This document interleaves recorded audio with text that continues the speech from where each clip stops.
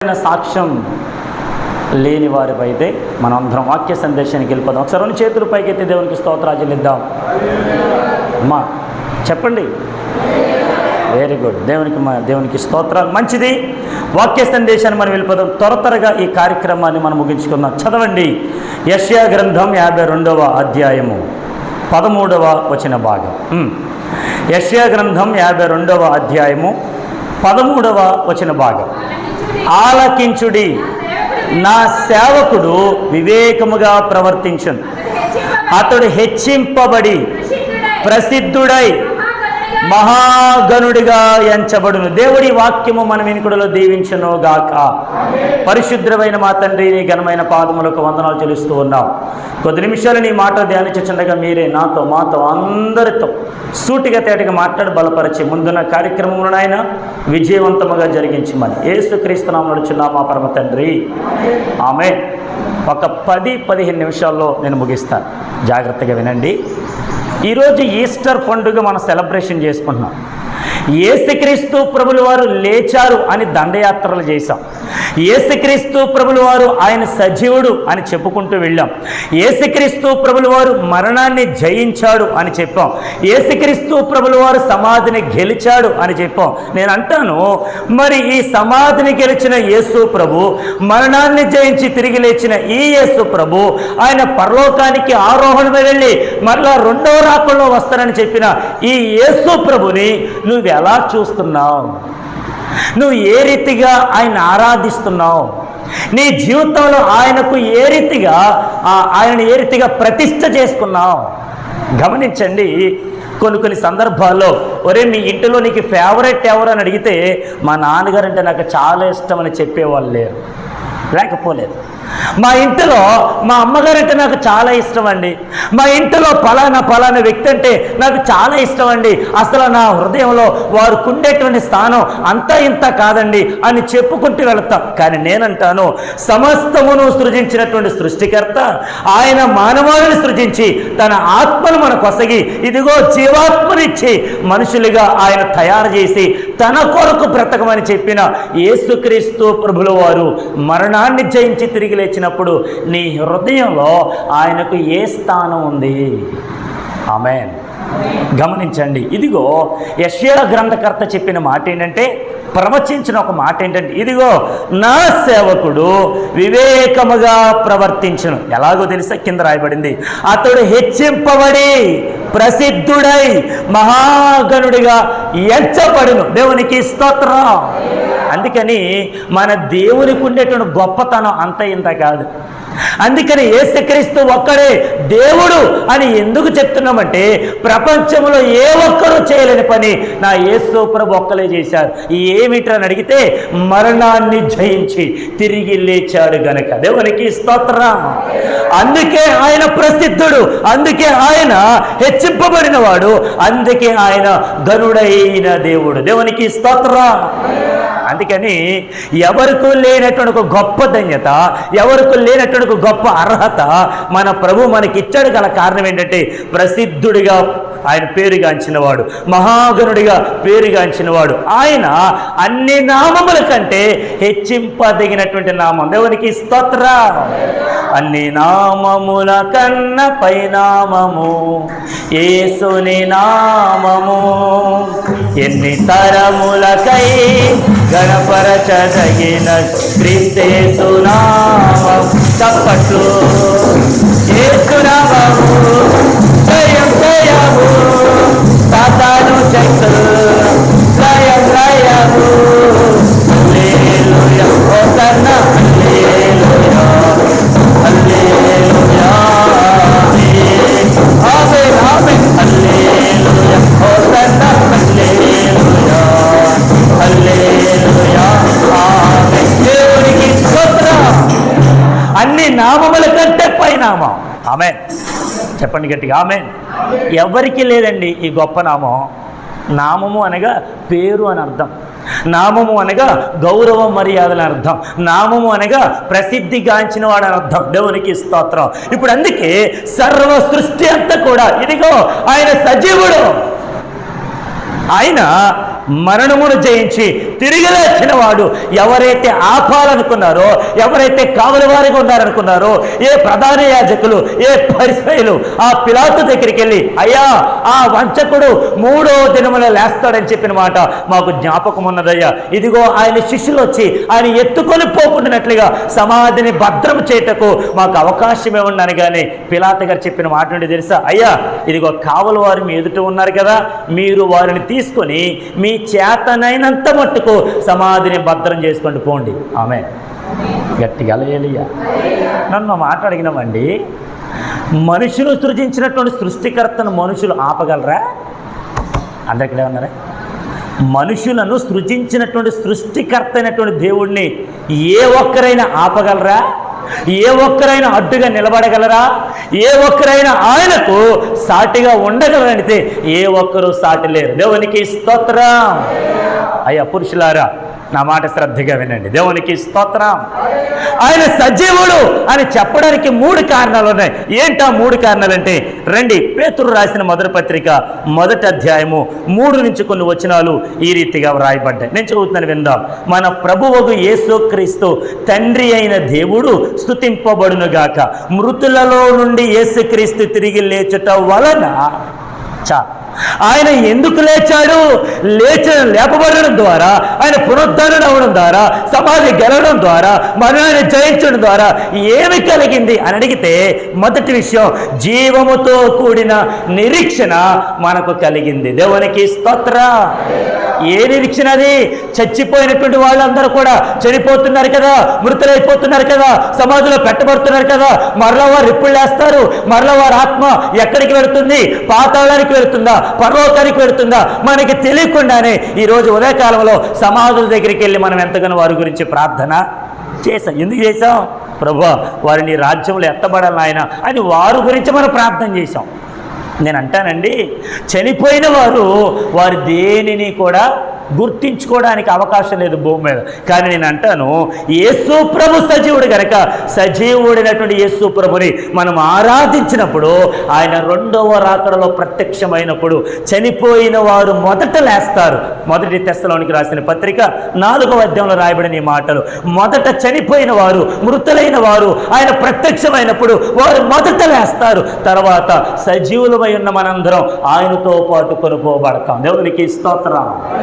నేను అంటాను, చనిపోయిన వారి గురించి మనం ఆలోచించడం కాదు, చనిపోయిన వారే మన గురించి ఆలోచిస్తున్నారు. ఆమేన్. గట్టిగా హల్లెలూయా. మనందరం అనుకుంటాం, నన్ను మాట చెప్పనివ్వండి, చనిపోయిన వారి దగ్గరికి వెళ్ళి మనం ఎంత భక్తి మర్యాదలు చేసినా, ఎంత ఉపకారములు చేసినా, ఎన్ని విధాలుగా వారికి సహాయం చేసినా వాళ్ళు చూడరు. ఎందుకనగా వారు చనిపోయారు, ఎందుకనగా వారు లేరు. కానీ సజీవుడైన యేసు ఆయన చనిపోతానన్నాడు, చనిపోయాడు. 3 రోజులు భూగర్భంలో ఉంటానన్నాడు, ఉన్నాడు. 3వ రోజున తిరిగి లేస్తానని చెప్పాడు. చెప్పినట్టుగా ఆయన లేచాడు. దేవునికి స్తోత్రం. రండి, మత్తయి సువార్త 28వ అధ్యాయము మొదటి నుంచి కొన్ని మాటలు. మత్తయి సువార్త 28వ అధ్యాయము మొదటి నుంచి కొన్ని మాటలు. అనగా శనివారము గడిచిపోయిన తర్వాత ఆదివారమున తెల్లవారుచుండగా మగ్దలేని మరియయు వేరొక మరియయు సమాధిని చూడవచ్చురి. ఇదిగో ప్రభుదూత పరలోకము నుండి దిగివచ్చి రాయి పొర్లించి దాని మీద కూర్చుండెను. అప్పుడు మహాభూకంపము కలిగెను. ఆ దూత స్వరూపము మెరుపు వలె ఉండెను. అతని వస్త్రము హిమమంత తెల్లగా ఉండెను. వలన కావలి వారు వణికి చచ్చిన వారి వలె నుండిరి. ఈ మాట చాలా జాగ్రత్తగా, దూత ఆ స్త్రీలను చూచి మీరు భయపడకుడి, సిలువ వేయబడిన యేసును మీరు వెదకుచున్నారని నాకు తెలియను. ఈ మాట చాలా అద్భుతమైనటువంటి మాట. ఆయన ఇక్కడ లేడు. ఆమె చెప్పండి అమ్మా.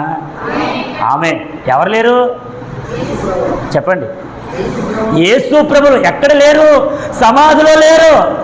ఆమె ఎందుకు సమాధిలో లేరంటే ఆయన సజీవుడు, చెప్పినట్టుగా లేచాడు గనుక మనం వెతకాల్సింది సమాధుల్లో కాదు. ఆమె వెతకాల్సింది ఎక్కడా? సమాధుల్లో కాదు, అనేక మంది రోడ్లలో, అనేక మంది వీధులలో అనేక మంది చచ్చిపోతూ ఉన్నారు. ఇర్మియా గ్రంథకర్త 9వ అధ్యాయం రాస్తూ ఉన్నాడు, ఇదిగో వీధులలో పసిపిల్లలు లేకుండాను, రాజ్య మార్గంలో యవనస్తులు లేకుండాను వారిని పట్టుకొని బంధించడానికి మరణము మన కిటికీలను ఎక్కుతూ దిగుతుంది. కనుక చాలా జాగ్రత్తగా పిల్లలను కాపాడుకోండి, యవనస్తులను కాపాడుకోండి, మీ జీవితాలను కాపాడుకోండి. స్త్రీలారా ఏడవండి, రోదనము చేయండి. నీ కుటుంబం నాశనం అయిపోకుండా ఉండాలంటే, నీ బ్రతుకు నాశనం అయిపోకుండా ఉండాలంటే, నీ కుటుంబీకులందరూ యేసు ప్రభును ఆరాధిస్తూ ఉండాలంటే ఏడవండి, కన్నీరు కార్చండి. కొంతమంది స్త్రీలు అది కొనలేదని, ఇది కొనలేదని, అది తేలేదని, ఇది తేలేదని అనేక రీతిలుగా చెప్పుకుంటూ ఏడ్చేవారు చాలామంది ఉండొచ్చేమో, కానీ తమ పిల్లల విషయంలో కన్నీరు కార్చే తల్లులు కావాలి. సమాధులలో ఉన్నవారి గురించి కాదు మనం ఏడవలసింది. ఇదిగో ఆ మరియమ్మలు, లేదంటే ఆ కస్తూరోమి, అనేక మంది యేసు ప్రభువుల వారిని ఏ సమాధి అయితే పెట్టారో వాళ్ళు సిద్ధపరిచి దినము ముగించిపోయిన తర్వాత, శనివారము అయిపోయిన తర్వాత, ఆదివారమున తెల్లవారుచుండగానే, ఈరోజు మనం తెల్లవారు దినమున ఏ రీతికైతే సువార్త ధన్యయాత్ర చేసామో, ఏ రీతికైతే యేసు లేచాడు, ఆయన సజీవుడు అని నోరార మనసార హృదయమార పలికేమో, ఇప్పుడు వారు కూడా సమాధుల దగ్గరికి వెళ్ళారు. దేవునికి స్తోత్రం. నేను మాట చెప్తాను, తప్పుగా అనుకోకండి. ఈ రోజున మనం కూడా సమాధుల దగ్గరికి వెళ్ళాం. ఈ అలవాటు, ఆచారం ఎక్కడి నుంచి వచ్చిందంటే ఇదిగో ఇక్కడి నుంచి వచ్చింది. ఆ స్త్రీలు వెళ్ళారు, వెళ్ళడం తప్పనట్ల, కానీ యేసు సజీవుడు అనేటువంటి విషయాన్ని గ్రహించక ఆయన ఇంకా సమాధిలో ఉన్నాడేమో, ఆ సమాధిని చూడడానికి, ఆ సమాధిలోని యేసు ప్రభును దర్శించడానికి, ఆయనకు సుగంధ ద్రవ్యాలు పూయడానికి గత రాత్రి సిద్ధపరచుకొని ఆ సమాధి దగ్గరికి వెళ్ళేసరికి ఆ సమాధిలో సజీవుడని యేసు ప్రభు లేడు. ఉన్నాడా? ఉన్నాడా? ఇప్పుడు చెప్పండి, వెతకాల్సింది ఎక్కడా? ఇందక్కడ కీర్తన భాగం మనం చదువుకుందాం. నా ప్రాణమాయలనే కృంగినావు, నిరీక్షణ నీ ఉంచుమా. ఎక్కడ ఉండాలి ప్రాణం? నువ్వు విసుకుపోతున్నావేమో, భయపడిపోతున్నావేమో, నేర్సిల్లిపోతున్నావేమో. నా ప్రాణమా తినుము, త్రాగుము, సుఖించుము, సంతోషించుము, ఇది కాదు నువ్వు చెప్పాల్సింది. దావీదు భక్తుడు పలికిన మాట, నా ప్రాణమా యెహోవాను సన్నిధించు, నా అంతరంగమున సమస్తమా ఆయన పరిశుద్ధ నామాన్ని సన్నిధించు. ఎందుకు తెలుసా? ఆయన సమాధిలో లేడు. ఆయన నిన్ను రక్షించడానికి ఆయన సమాధిని చేర్చుకొని పునరుద్ధానుడై మరణాన్ని గెలిచి తిరిగి లేచాడు. ఆమేన్. చెప్పండి గట్టిగా, ఆమేన్. ఆయన ఏ రీతిగా అయితే మరణాన్ని జయించాడో, రేపొద్దున మనము కూడా అదే మరణాన్ని జయించబోతూ ఉన్నాం. దేవునికి స్తోత్రం. అందుకే ఈ పేతురు మొదటి పత్రికలో మొదటి అధ్యాయం చెప్తున్నాడు, జీవముతో కూడిన నిరీక్షణ. మనం చచ్చిపోతాం ఏమేమో, కానీ ఒక రోజున తిరిగి లేస్తాం. ఇప్పుడు మొదటి మరణం మనకు పరలోక రాజ్యానికి వెళ్ళడానికి పునాది లాంటిది. ఆమేన్. గట్టిగా హల్లెలూయా. అందుకని మరణానికి ఎప్పుడూ భయపడకూడదు. మరణం ఎప్పుడు వచ్చినా మనం స్వాగతించాలి. మరణం ఎప్పుడు వచ్చినా దానికి ఆహ్వానం పలకాలి. ఎందుకు తెలుసా? ఈ మరణం మన దగ్గరికి వస్తేనే పరలోక రాజ్యంలోకి వెళ్ళడానికి పునాది దొరుకుతుంది. అందుకని కీర్తన గ్రంథం 90వ కీర్తనలో ఆయన అంటాడు, ఇదిగో నా ప్రియులారా, ఇదిగో నా ప్రజలారా, నా పిల్లలారా, తిరిగి నా యొద్దకు రండి అని యేసు ప్రభు, నా దేవత దేవుడు ఆహ్వానాన్ని పలుకుతూ ఉన్నాడు. దేవునికి స్తోత్రం. ఇప్పుడు నేను చెప్పదలసిన మొదటి విషయం ఏంటంటే, యేసు ప్రభు తిరిగి లేచుట వలన మనకి ఏం కలిగిందంటే, ఒకటి జీవముతో కూడిన నిరీక్షణ. అందరూ చెప్పండి, ఏం కలిగింది మనకి? జీవముతో కూడిన నిరీక్షణ. మన చచ్చిపోయే వారం కాదు, నిరంతరము ఆయనతో పాటు బ్రతుకుచుండువారము. దేవునికి స్తోత్రం. మన ఆత్మకు చావు లేదు, శరీరానికి మాత్రమే చావు. ఆమేన్. ఆత్మకు చావు ఉందండి. అందుకని మనం అంటాం చూసారా, ఆరని అగ్నిగుండంలో ఆత్మగా మనం వెళ్ళి దాంట్లో పడ్డాం అనుకోండి, ఆత్మ అదే పురుగు చావదు, అగ్ని ఆరో అంటారు కదా.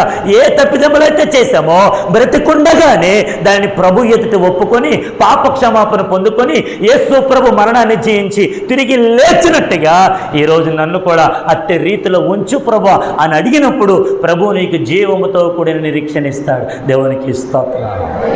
ఇందాక అమ్మగారు సాక్ష్యం చెప్పారు, తల్లిగారు. ఒక్కసారిగా బయటికి బయటికి వెళ్తున్న సందర్భాల్లో మరి ఏమైంది అంటే తెలియదంట, ఇలా లేపి ఆ మనవరాల మీదకి అలాగే ఇసిరేసిందంట. ఇంకో మాట కూడా చెప్పారు ఆవిడ, మా మనవరాలు కనుక ఆ రోజు లేకపోతే ఈరోజు నేను చచ్చిపోదునండి, ఈరోజు నేను బ్రతుకుండేదాన్ని కాదండి. ఎవరు చేశారు ఈ కార్యం? నీ వల్ల నా వల్ల అవుతుందా? ఏదో మందులు వేసుకున్నంత మాత్రాన, టానిక్ తాగినంత మాత్రాన బలం రాదు. వాక్యము చదివినప్పుడు, ప్రార్థన చేసినప్పుడు, దేవునిలో ఆరాధన చేసినప్పుడు నా ప్రభు మనకు బలమనిస్తాడు. దేవునికి స్తోత్రం. ఒకటి, జీవముతో కూడిన నిరీక్షణ ఆయన పునరుద్ధానుడే లేచుట ద్వారా మనకు కలిగింది. ఆమేన్. రెండో విషయం చెప్పి నేను ముందుకెళ్తున్నా, ముగిస్తున్నాను. ఇదిగో రెండవది ఏంటంటే, మనకు కలుగునట్లు అనగా అక్షయమైనదియు నిర్మలమైనదియు వాడబారనిదియునైన స్వాస్థ్యము మనకు కలిగినట్లు. స్వాస్థ్యం అంటే అర్థం ఏంటి? సొంతం. స్వాస్థ్యం అంటే అర్థం ఏంటి? సొంతం. మన సొంతది ఎవరైనా లాక్కుని పోతున్నారు అనుకోండి, తీసుకుని వెళ్ళిపోతున్నారు అనుకోండి, మనం ఊరుకుంటామా? అమ్మా, చర్చిలో ఎంతమంది ఉన్నారు, ఊరుకుంటామా? ఏమంటాం? నాది, ఇది నాది, నా దగ్గర నుంచి తీసుకుని పోతాం ఏంటి అని అడిగేటువంటి అధికారం మనకుంది. కానీ ఇప్పుడు యేసు ప్రభు చెప్పే మాట ఏంటి తెలుసా?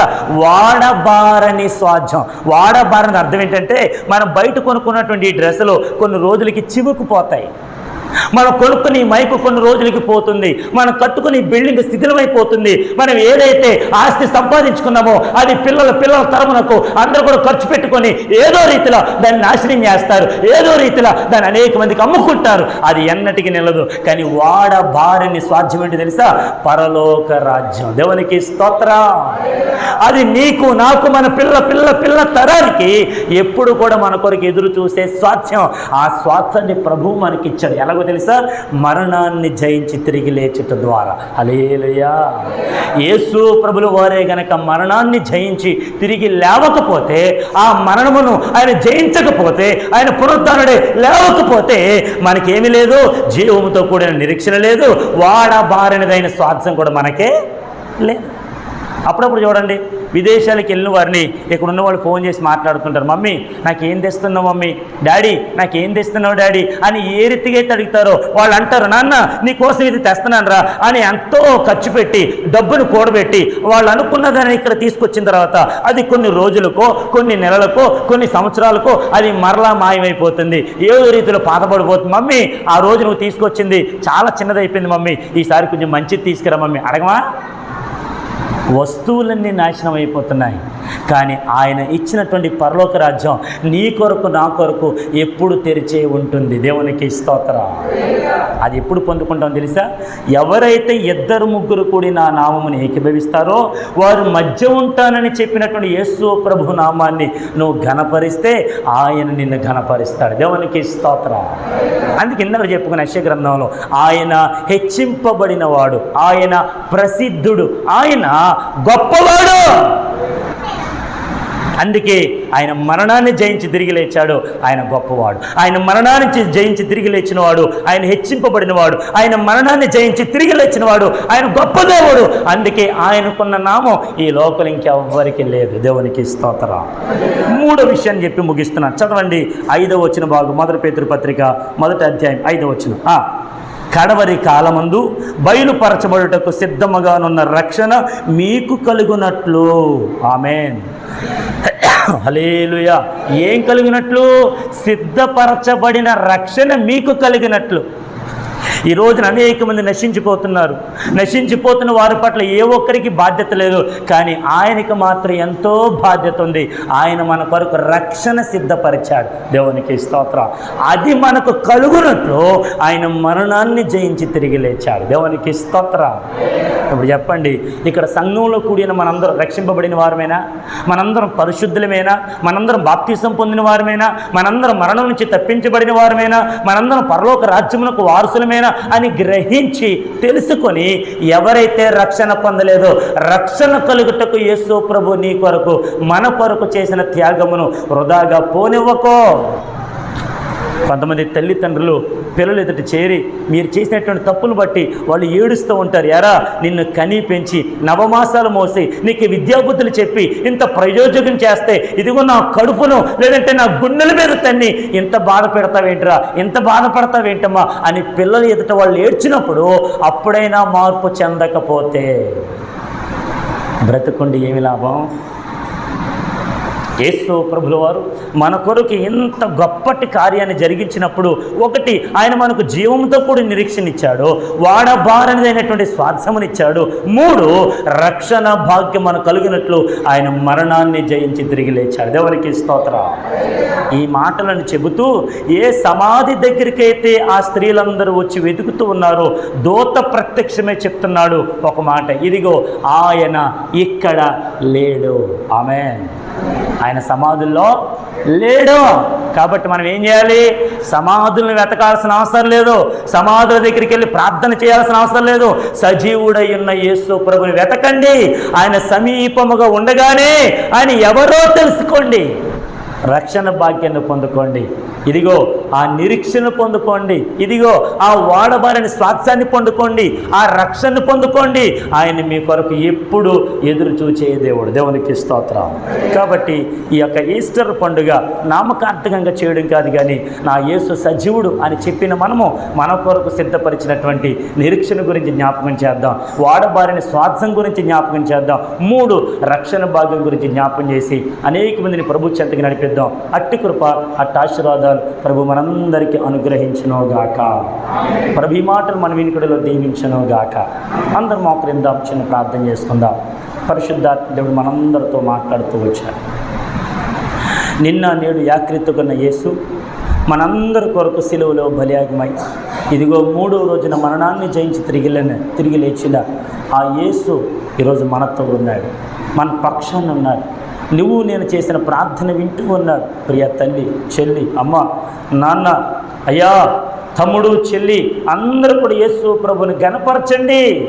ఆయన ఒక్కడే మహాదేవుడు, ఆయన ఒక్కడే గొప్ప దేవుడు, ఆయన ఒక్కడే హెచ్చింపబడినవాడు, ఆయన ఒక్కడే ప్రసిద్ధుడు. ఆయన తప్ప మరొకరు ఎవ్వరు లేరు, ఆయన తప్ప మరొకరు ఎవ్వరు లేరు. ప్రార్థన చేసుకుందాం. ప్రార్థన. పరిశుద్ధుడైన మా తండ్రి, నీకు వందనాలు. ఈ మధ్యాహ్న కాలంలో నీ పునరుద్ధానమును చేరి నీ నామమును ఘనపరచడానికి ఇచ్చిన గొప్ప ధన్యతకి నీకే స్తోత్రాలు. వచ్చిన మా ప్రియులందరినీ మీరు దీవించండి నాయన. నువ్వు మా కొరకు చేసిన త్యాగం వృధాగా కాదు కానీ తండ్రి, ఎవరైతే నశించిపోతున్నారో ఆత్మల పట్ల నిరీక్షణ కలిగి తండ్రి, అయ్యా, వారి జీవితాల్లో వాడబారిన స్వాస్థ్యమునిచ్చిన ఆయన, రక్షణ భాగ్యమునిచ్చుటకు, మరణమును జయించి తిరిగి లేచిన నిన్ను వెంబడించుటకు, అయ్యా, నీ మార్గములో నడుచుటకు, నిన్ను ఆరాధించుటకు సహాయం చేయమని ప్రార్థిస్తూ ఉన్నాం. మా ప్రియులందరినీ మీ చేతులకు అప్పగిస్తున్నాం. మీరు దీవించి బలపరిచి నడిపించి వాడుకున్నామని యేసుక్రీస్తు పరిశుద్ధ నామములో అడిగి పొందుకుని ఉన్నాము మా పరమ తండ్రి. ఆమేన్. ఆమేన్. మంచిది.